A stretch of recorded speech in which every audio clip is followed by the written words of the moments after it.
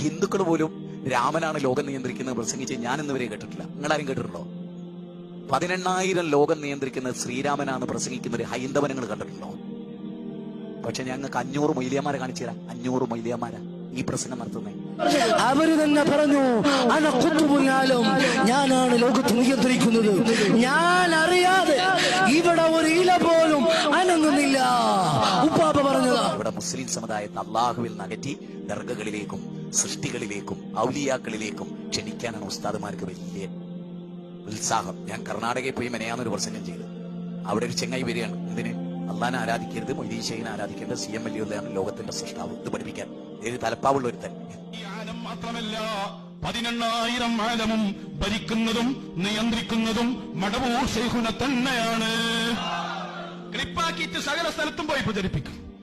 അതല്ലേ ഞങ്ങൾക്ക് വേണ്ട? ഇവിടെ ചില സുന്നികളായ ആളുകൾ മെസ്സേജ് എന്നാൽ ഇങ്ങനെയൊക്കെ പറയേണ്ടിയിരുന്നോ, നിങ്ങൾക്ക് പറയാൻ പറ്റില്ല, മാറി നിന്നോ, ഞങ്ങൾ പറഞ്ഞോളൂ. ലോകത്തിന്റെ നിയന്ത്രണം അത് മഹാന്മാരെ. എവിടെയാണ് തകരാറ് എന്ന് പ്രിയപ്പെട്ടവരെ ഈ കുറഞ്ഞ ആളുകൾ ഈ പള്ളിയിൽ ഇരിക്കുന്നത് നിങ്ങൾ ഗൗരവമായിട്ട് വെച്ചത്. നിങ്ങൾ ഉറങ്ങരുത്. അത്രമേൽ വലിയ ശിർക്കിലും കുഫറിലുമാണ് ഈ മുസ്ലിം സമുദായം. അല്ലാഹു നമ്മെ അനുഗ്രഹിക്കുമാറാകട്ടെ. ഞാൻ അല്പം കണ്ണടച്ചു പോയാൽ വാനലോകത്തിലൂടെ പറന്നുകൊണ്ടിരിക്കുന്ന വിമാനങ്ങൾ തമ്മിൽ കൂട്ടിമുട്ടുമെന്ന് ഖുതുബുൽ